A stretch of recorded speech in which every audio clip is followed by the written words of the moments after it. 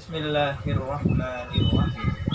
Assalamualaikum warahmatullahi wabarakatuh. Hamdan wa syukran lillah, salatan wa salaman ala rasulillah wa ala alihi wa sahbihi wa mawala, amma ba'd. Netizen YouTube yang berbahagia, pada kesempatan kali ini kita akan membahas hadis yang berkaitan dengan hasad. Hadisnya berbunyi, qala al-Bukhari rahimahullahu ta'ala, haddatsana al-Humayni qala haddatsana Sufyan qala haddatsani Ismail ibn Abi Khalid ala ghairi ma haddatsanahu az-Zuhri qala sami'tu Qais ibn Abi Hazim qala sami'tu Abdullah ibn Mas'ud qala qala an-nabi sallallahu alaihi wasallam la hasada illa fi ithnatain, rajulun ataahu Allahu malan fasallithu ala halakatihi fil haqq, wa rajulun ataahu Allahu al-hikmata fahuwa yaqdi biha wa yu'allimu. Yang artinya, telah menceritakan kepada kami Al-Humaydi berkata, telah menceritakan kepada kami Sufyan berkata, telah menceritakan kepadaku Ismail bin Abu Khalid dengan lafaz hadis yang lain dari yang dia ceritakan kepada kami dari Az-Zuhri berkata, aku mendengar Qais ibni Abu Hazim berkata, aku mendengar Abdullah ibni Mas'ud berkata, Nabiullah Shallallahu Alaihi Wasallam bersabda, tidak boleh mendengki kecuali terhadap dua hal, terhadap orang yang Allah berikan harta lalu dia pergunakan harta tersebut di jalan kebenaran, dan seseorang yang Allah berikan hikmah lalu dia mengamalkan dan mengajarkan kepada orang lain. Ikhwati fillah, sebelum kita mengetahui maksud hasad dari hadis tersebut, maka ada kalanya lebih baik kita membahas tentang hasad terlebih dahulu. Yang pertama ialah orang yang berusaha menghilangkan nikmat orang yang dimaksud tersebut dengan cara berbuat zalim kepadanya, baik secara perkataan ataupun secara perbuatan. Dan mereka pun terbagi menjadi dua.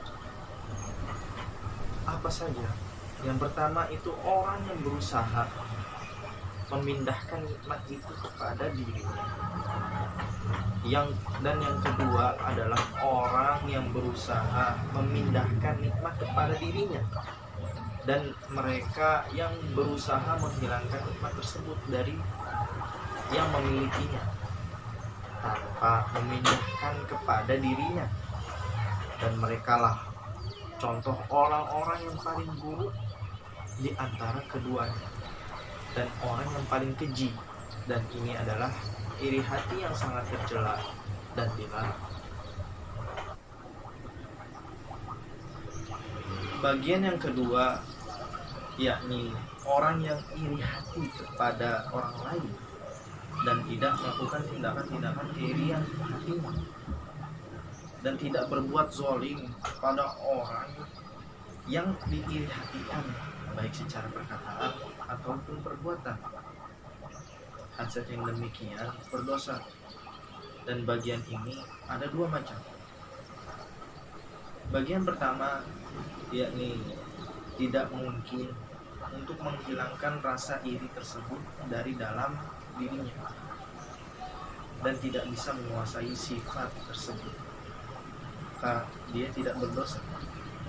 Dan yang kedua yakni orang yang dalam dirinya ada sifat itu dan mampu untuk mengambil pilihan dan menghilangkannya dan memunculkannya lagi dalam diri, dan merasa senang jika nikmat saudaranya itu hilang, maka yang demikian itu berdosa.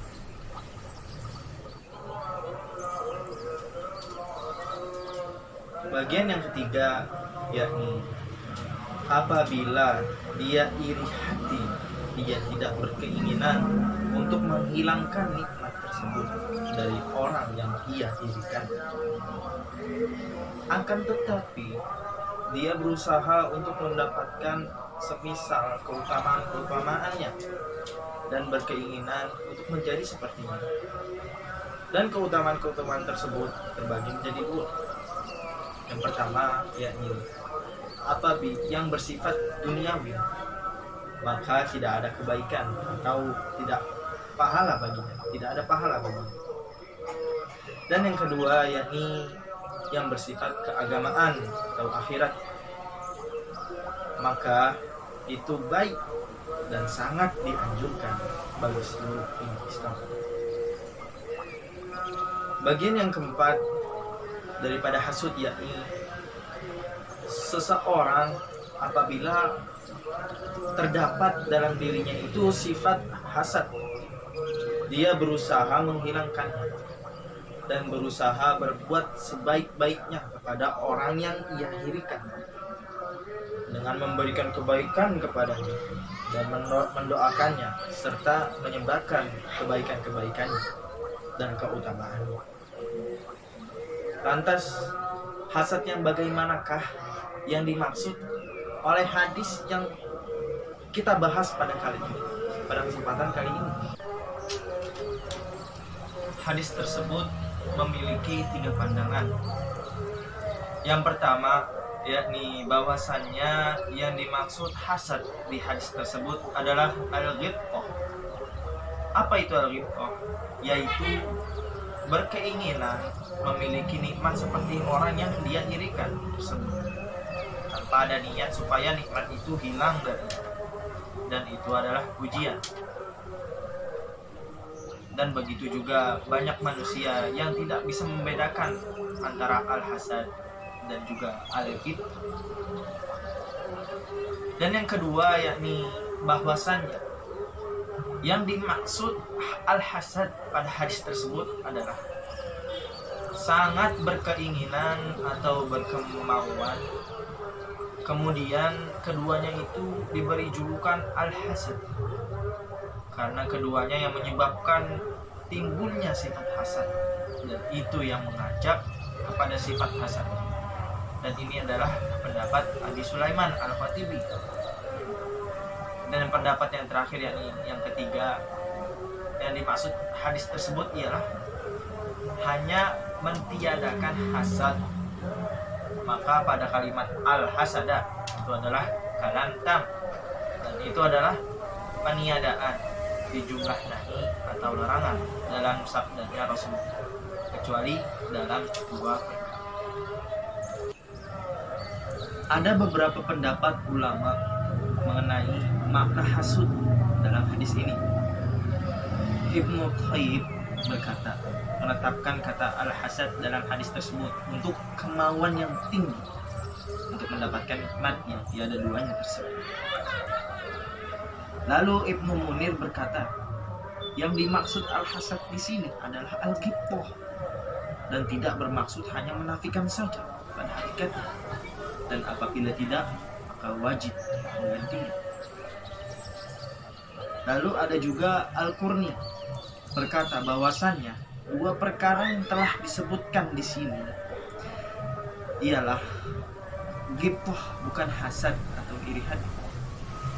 Akan tetapi kadang itu diartikan dengan yang lainnya, atau maknanya tidak boleh iri hati kecuali kepada 2 hal ini. Alhamdulillahirabbil alamin. Mungkin kita cukupkan pembahasan kita mengenai hasad pada kesempatan kali ini. Demikianlah secuil ilmu yang dapat saya sampaikan. Semoga bermanfaat bagi kita semua. Dan satu lagi pesan dari saya, apabila antum barangkali menemukan ada suatu kesalahan di dalam konten ini, silahkan tinggalkan jejak di komentar. Baik, wallahu muwaffiq ila aqwamit thariq, fastabiqul khairat. Assalamualaikum warahmatullahi wabarakatuh.